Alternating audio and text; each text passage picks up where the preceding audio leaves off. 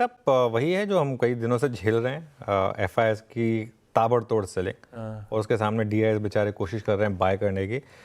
3,000 crore DIIs ने bye किया, लेकिन 4,300 करोड़ एफआईएस ने सेल किया। 4,300 करोड़ का मतलब होता है $500 million। $500 million डेली का एक्शन है। ये देखिए जो वो एक छोटा सा बार दिख रहा है वो सिर्फ मुहूर्त का था, तो इसके लिए उसकी कोई सिग्निफिकेंस नहीं है, वरना बाकी दिन देखिए किस तरीके की एफआईएस की सेलिंग है लगातार। 4-5 हज़ार करोड़ तो मतलब एक नॉर्मल बन गया है बेसिकली। इस तरीके की सेलिंग यहाँ पर आपको दिखाई दे रही है। और पिछले 26 सेशन में जब से ये सेलिंग शुरू हुई है, अब ये आंकड़ा पहुँच गया 1,30,000 करोड़ का एफआईएस सेलिंग का। उसके सामने डीआईएस की बाइंग सिर्फ 1,23,000 करोड़ की, तो मामला तो ख़राब है सेटअप में।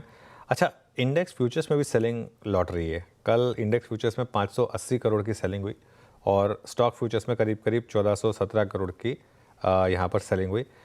विद इन इंडेक्स फ्यूचर्स भी निफ्टी, बैंक निफ्टी दोनों में सेलिंग हुई। 581 करोड़ करीब निफ्टी में और 120 करोड़ करीब बैंक निफ्टी में।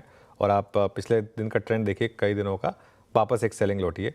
हालांकि एक इंटरेस्टिंग चीज़ हुई कि क्योंकि अब हम लॉन्ग शॉर्ट में प्रोपोर्शन बहुत ज़्यादा है शॉर्ट्स का, कल लॉन्ग्स और शॉर्ट्स दोनों ऐड हुए, नेट शॉर्ट ही ऐड हुए हैं, लेकिन प्रोपोर्शनेटली लॉन्ग ज़्यादा ऐड हुए हैं। प्रोपोर्शनेटली नेट शॉर्ट ऐड हुए हैं, वो आपको टेबल में दिखाई देगा।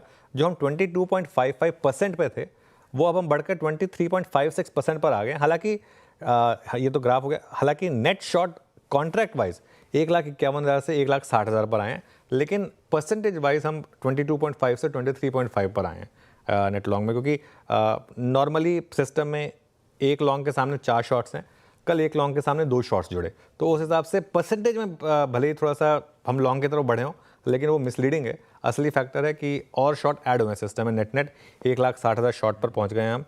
अब पहले भी एक बार हो चुका है कि पूरी सीरीज़ में एफआई लॉन्ग रहे, मार्केट चलता रहा। इस बार क्या पॉसिबल है कि पूरी सीरीज़ में एफआई शॉर्ट रहे और मार्केट गिरता रहे?